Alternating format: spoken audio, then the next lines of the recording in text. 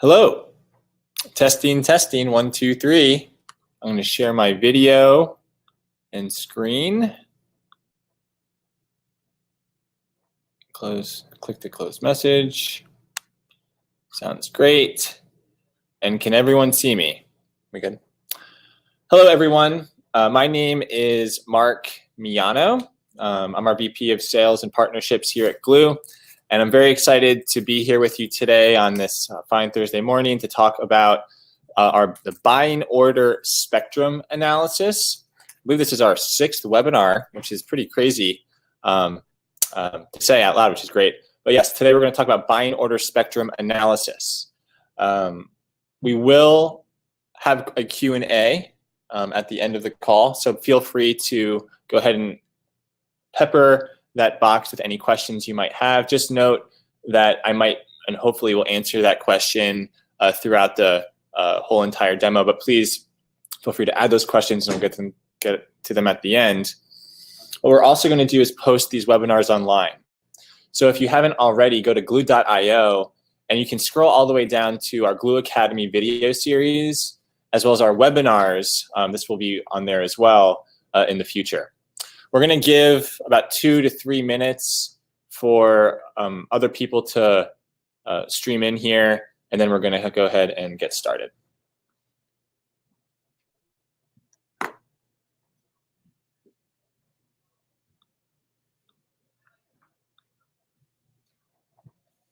And you can still see my screen, right? Mm-hmm. Okay. All right.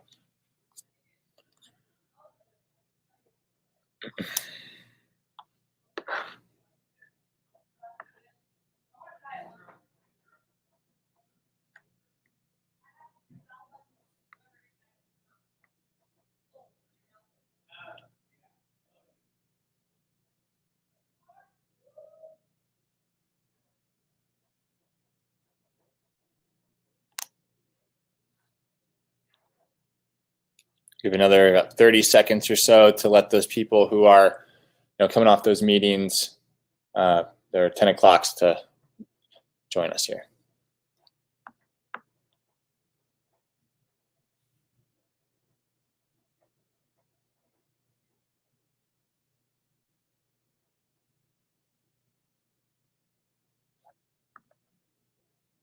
All right, we're going to go ahead and get started. So again, I'm very excited to meet everyone. My name is Mark. I'm our VP of Sales and Partnerships here at Glew, and we're going to talk about the buying order spectrum analysis today. So what is the buying order spectrum analysis? I'll refer to it as BOSA. Well, what it is the understanding of how to use a merchant's limited offering of products and services in the most profitable way possible. Okay. So the idea is that we all have constraints as a business. We have a limited amount of SKUs or services that people are buying from us and that we're offering. So how do I use those SKUs in the most profitable way possible? Is how we're going to attack this.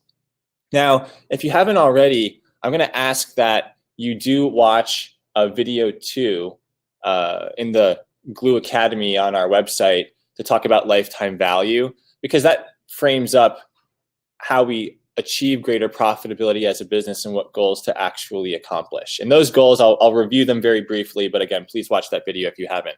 There's 2 goals that we're going to accomplish via using your SKUs, which is number 1, attracting the highest paying customer, and then goal number 2 is upselling those customers. So remember, we're not here to get really big revenue numbers or really big conversion rate numbers. We're here to achieve greater profitability. And that's a really important foundation for this particular webinar, is how do we attract the highest paying customer and upsell those customers once we acquire them. Now, the highest paying customer are going to be customers with the tastes that make that upsell super easy, right? So I always use the example, if you've talked to me personally before, which is bikinis. So I always joke, I bought a bikini for my wife recently off of a swimsuit website. I am not that particular woman's swimsuit website's right customer. I'm a guy. I don't wear bikinis.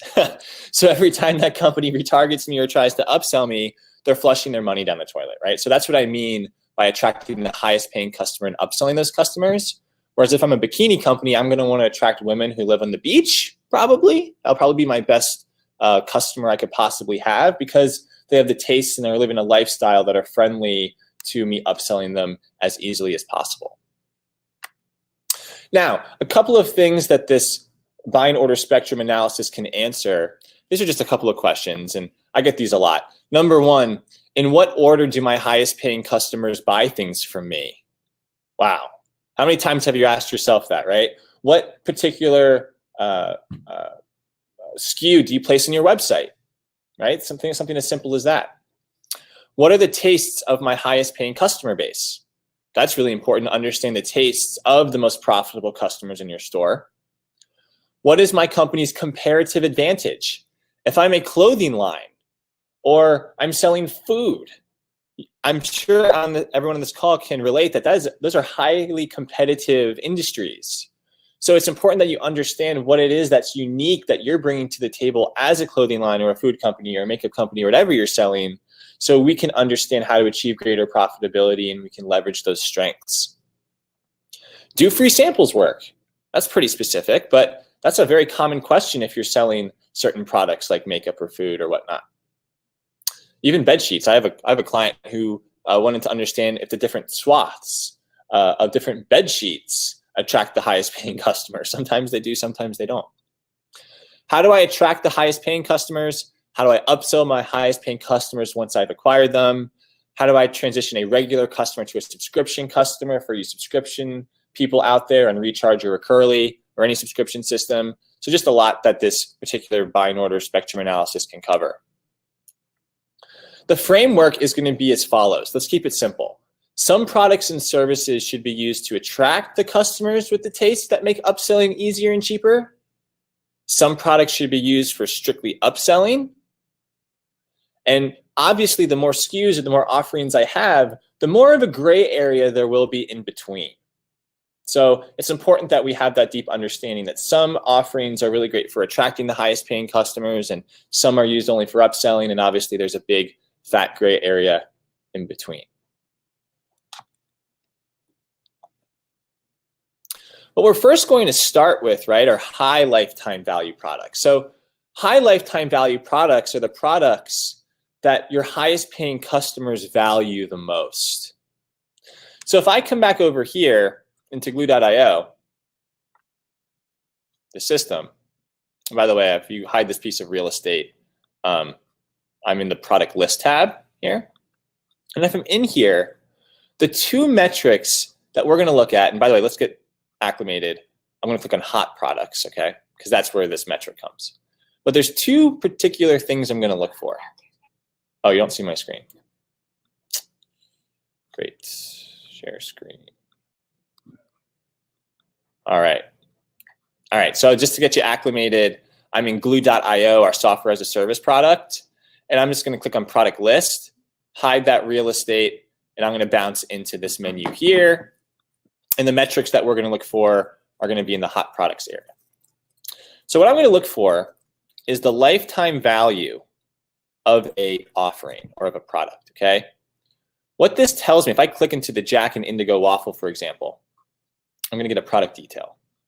And in that product detail, I'm going to have my purchasing customers CSV file, okay? The group of people that bought this product. This number right here is the average order value multiplied by the purchase frequency of the people who bought this product, okay? The higher the lifetime value of a product or an offering, the earlier in the customer experience, you're going to want to present that offering. Now, real quick, you might think if I, let's say, rank my products in order of lifetime value, let's let the query load for a moment. You might think, oh man, the Zaha, or let me rank the LTV, excuse me. Gotta love a live webinar here. But oh man, that democratic gene and double indigo standard, man, the average order value multiplied by the purchase frequency of the people who bought this product, that's $6,795. Let's put this on the front page of the website. Let's start blasting this out to people who've never bought from me. I appreciate the enthusiasm, but we only got 11 orders in the past year, right? That's not a very actionable number. All this tells me that is that 11 rich people bought this jacket. So by a high LTV product, what I'm really talking about is I'm looking for offerings that have a high amount of orders and a high amount of lifetime value, because those are the products that my highest paying customers like buying the most. So if I come back into here, see my screen? No, gosh, I Okay. Okay. I'm sorry, you can. You can't see my screen? But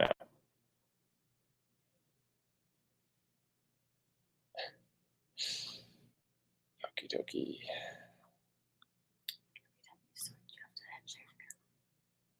Share my entire screen. Sorry, guys. I'm going to try to make this more clean.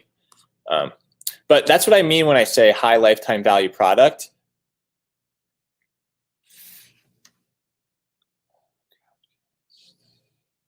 Sorry for the technical difficulties, guys. Should just be 1 second. Your entire screen. Share. We good? Yes. All right. And I'm actually not going to maximize these windows anymore. I'm just going to flip back and forth here. All right, guys. And you can see that? Yeah. Okay. So what I'm trying to say is that you're looking for a high products that have a high LTV and a high amount of orders, because those products fit the taste of your most expensive customer base. And we're going to come back to this in a moment. Low lifetime value products are ones which are peripheral products. They're products that your highest LTV, your highest paying customers don't necessarily like a lot, but we can use to upsell and upsell only. I realize that we've been talking conceptually over the past 10 minutes. So let's use some examples of what I'm talking about. What we're looking at here is an electronics company. The y-axis is the lifetime value of a customer. Time is on the x-axis. And the green line is a customer who first bought an iPhone. And the red line is for a customer who first bought a phone charger. Okay? When someone buys a phone charger, you can't necessarily bank on them coming back and buying a lot more, right? A phone charger is a very low lifetime value product. It's cheap. It doesn't attach to anything that I've sold them. It's just a very shallow, unprofitable relationship with that specific person. But if I get them to buy a phone from me first, this is why Apple is so successful. If I get them to buy a phone from me first, what that does is it unlocks many other purchases. It makes my relationship with that specific customer extremely, extremely profitable.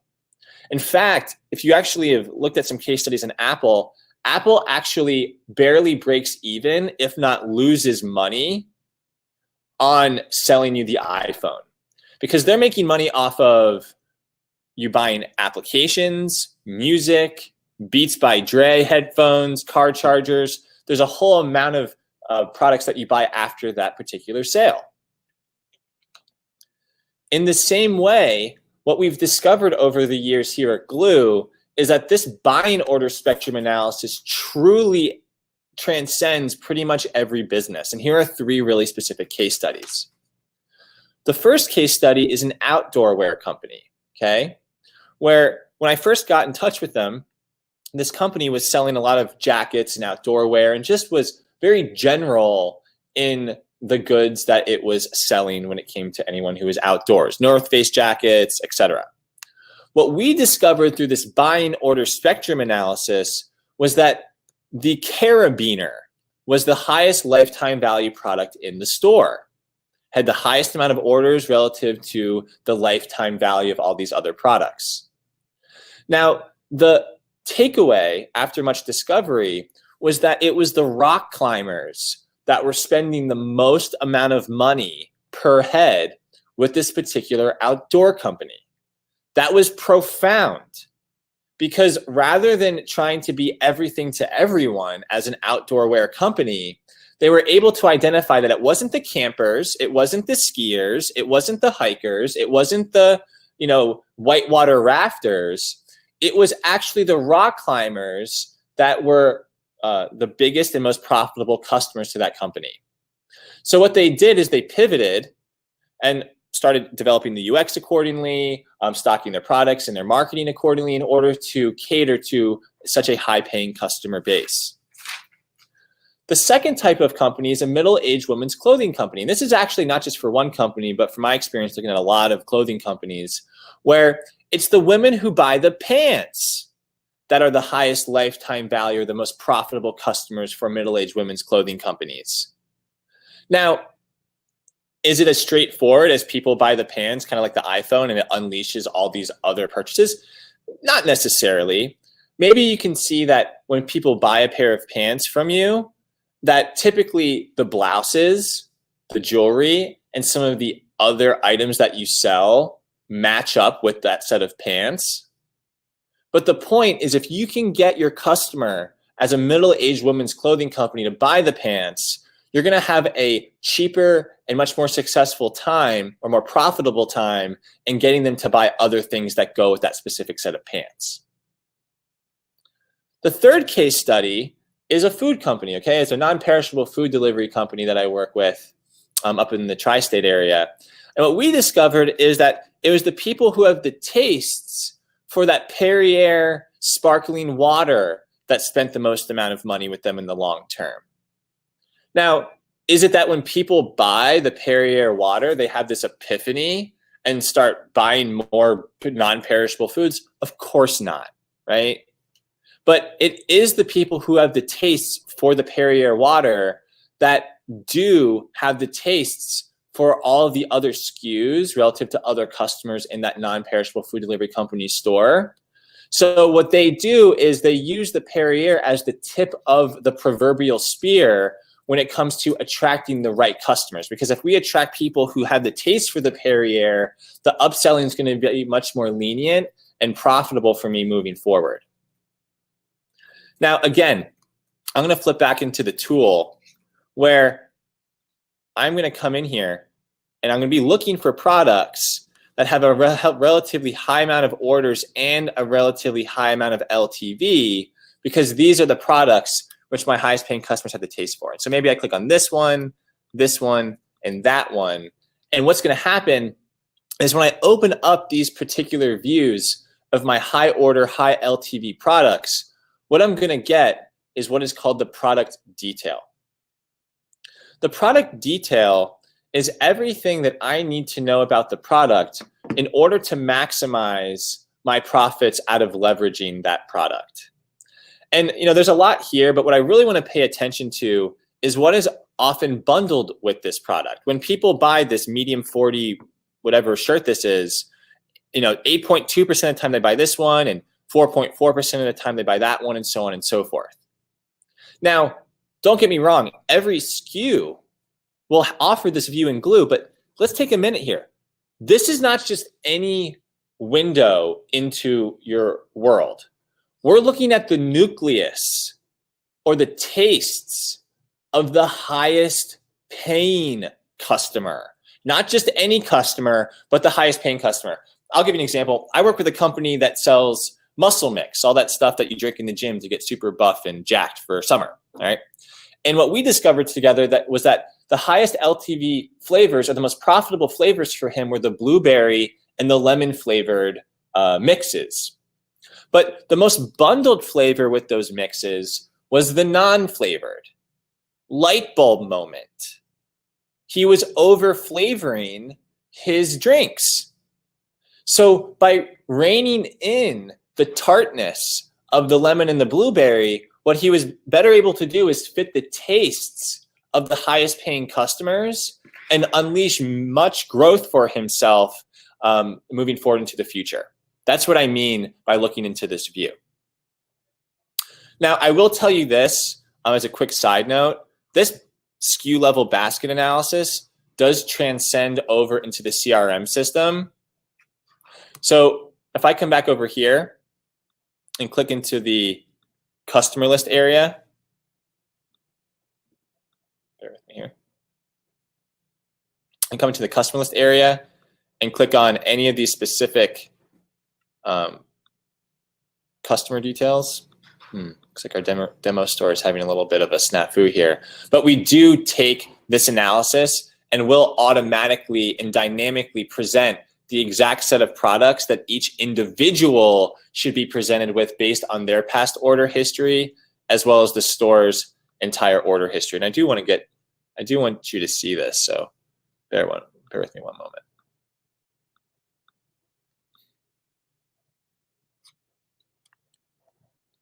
Anyway, we're going to have to come back to that later as the demo account is under construction.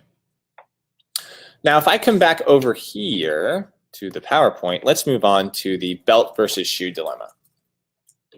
So guys, we have to think critically about our business. We can't just say, oh man, the high LTV product, we're going to go ahead and market that immediately. There is a little bit of an art to this. So here's a situation. A men's high-end shoe company watched this video and followed the directions to the T, but something didn't make sense. This men's high-end shoe company is a high-end shoe company, but the highest lifetime value products were the belts. They sold belts that matched the shoes, right? For suits and stuff. Does this mean that this men's high-end shoe company pivots from concentrating on selling shoes to concentrating on pushing belts? Of course not. Of course not. This is a shoe company. So what we're going to do for something like this is we're going to look at the lifetime product revenue to lifetime revenue ratio. All right. Now, where you're going to find this, I'm back in this product, right? And I'm going to come down here to the purchasing CSV file. And here is what I'm looking at, the lifetime product revenue to lifetime revenue ratio. The lifetime product revenue is all the money that you've ever made off of this product ever. The lifetime revenue is all the money that you ever made off of all the people that bought this product ever. So by comparing these two numbers or looking at this ratio, what you can answer for yourself is what percentage of these people's purchases is this particular SKU responsible for? Right? How profound to understand what percentage of these people's past purchases is this particular SKU credited for. Now, the closer that this number is to this number is going to tell you if you should be acting accordingly. If I'm a that shoe versus belt company, well, the belts were a very small percentage of their highest paying customers' overall sales. So what that told them is that, look, although my highest paying customers buy the belts, I still lead with shoes. It just so happens to be that I now know that my optimal bundling strategy needs to include that belt. If I can get people to bundle in the shoe and the belt at the same time, I'm going to dramatically increase the profitability of my relationship with that specific customer. So the plan of action there was to provide incentives at the first purchase to increase basket size, that only when you buy the shoes and the belt at the same time on the first purchase will you get a discount on that belt. Very profound there. Here's another way of thinking of it. If this number is very close to this number, well, what that would mean is this. Look, I'm looking into the view of my highest paying customers. And if this LPR number, this lifetime product revenue number, is close to the lifetime revenue number, that would mean, number one, these people like me. They have a really high LTV. But number two, they've only tried one thing. There would be a high ROI going to this group of people who like you and who have dropped lots of money with you, and maybe offering them a variety of other options to buy things, right? Or if you're a subscription company, maybe you do the opposite. Instead of pulling the variety cord or the cross-sell cord, maybe because they're buying the same thing over and over again at such a large rate, we go to these people directly and say, hey, look, you buy this product all the time. You obviously like me. Why don't you consider saving yourself some money and some anguish and just subscribe to my subscription program? That's what I mean by using our brains and thinking about that LPR to LR ratio. And you'll take a look at here, right? So lifetime product revenue, all the money ever made off of a product ever. Lifetime revenue, all the money ever made off of all the people who brought a product ever.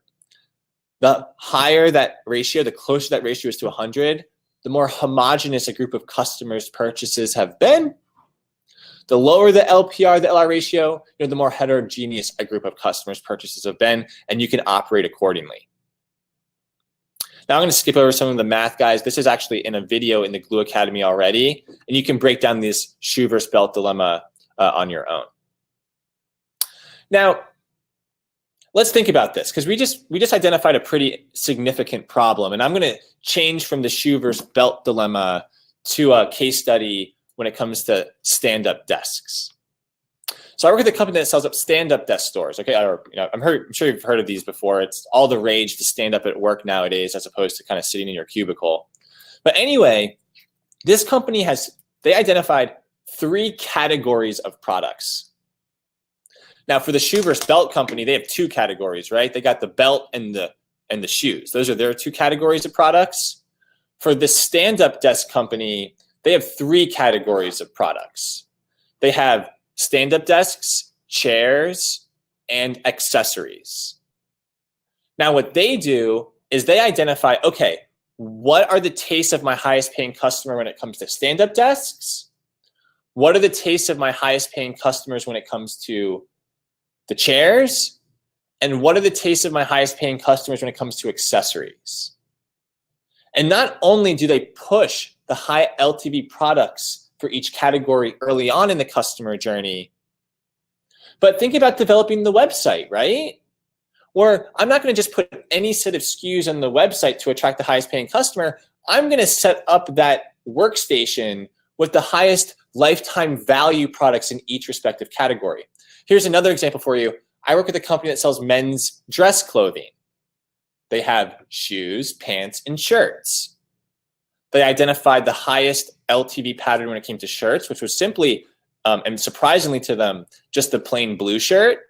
The same for the pants, the same for the shoes. And they had the model who is doing all the shoots to advertise for their company dress up in the outfit which fits the tastes of the highest paying customer. And that's what I mean by driving this home and thinking critically, is by using this buy and order spectrum, but you're going to have to use your brain when trying to think of the right buy and order spectrum for your own respective business. So I'm going to pause there. I know that was a lot. This is typically the bigger conversation to have one-on-one with your Glew representative, but maybe we can open up for some questions and I'll field them as Abby feeds them to me. Cool. Yeah, feel free to drop some questions either in the chat box or in the question box in the bottom navigation. We'll give it a couple minutes. Yeah, it's definitely one of those question-riddled webinars. Expect we get a bunch.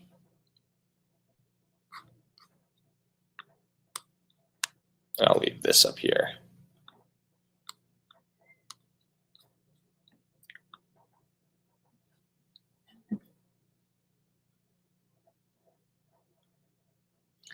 And we also do have a Glew Academy video on this same topic on our website too. We'll be sure to send the link out to this as well. No questions. I must have done a good job then. Yep, Let's give it another couple minutes. Give it a couple seconds.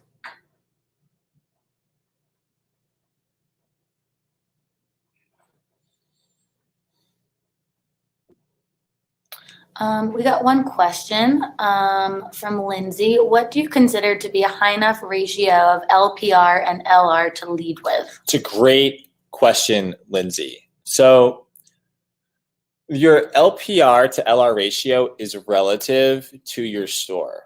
A 50% ratio might be high for one store, but it might be extremely low for another. So let me give you an example. We work with a company that sells a lot of dormitory products, okay? Think about that. I'm putting my kid through college and, I wanted to just have a one-stop shop to get the toothbrushes, the sheets, the clothes, the posters for the wall, the pencils. I'm not going to name you every dorm product or whatever, finish the webinar. But they sell such a vast amount of SKUs, and such a vast amount of those SKUs are typically bought at once. Now, what we discovered by working with them was that a relatively high LPR to LR ratio for them, given that particular case study, was only 4%. It was the I love New York, New York posters. It's like picture of the New York skyline. And it just so happened to be that the people who bought those products, bought that specific poster, were the ones that did drop a relatively large amount of money with the store long term, and that it also had the highest LPR to LR ratio, which was only 4%, which is important, right? Because everything is relative. So obviously they operated accordingly, pushed the New York poster, so on and so forth. So again, what I would typically do is, this is typically done through Glew Enterprise, but I'll show you. Something like this, and this can be auto done with Glew Enterprise, but you can pull. Oh, never mind, I got you. You can pull this chart yourself manually, where you can see I have all my SKUs, my high LTV products, and I put my product CLTV here, my LPR and my LR in the ratio, the lifetime product order and the lifetime order ratio.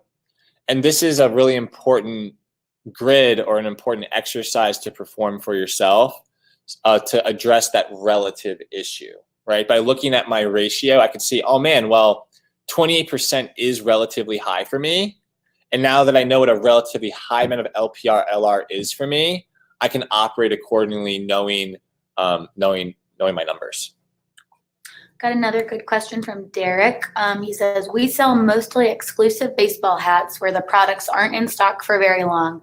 Is there a way to see what categories, such as teams or type of hats, snapbacks or fitted, etc., have the best LTV? So LTV on a category basis. Absolutely. And that's just a yes/no question. The question is, no, the answer is yes. And I recommend that you just go ahead and work with us, and we'll show you how to get to the data. But that's a great question, right? Because it's not just about the product itself. To your point, it's about, okay, do Boston fans spend more money with me than Oakland Raiders, or I think is it Oakland in LA or whatever? We're big sports fans. Yeah, clearly. But even to understand what new products to develop in order to cater to the taste of your highest paying customer is also a major implication of this exercise. Like it. We'll give it another couple seconds for any last questions, maybe. And again, guys, I can't stress enough, having these webinars are hopefully eye-opening and thought-provoking, but when it comes to your specific data, that's what we get up in the morning for, is to work with you one-on-one.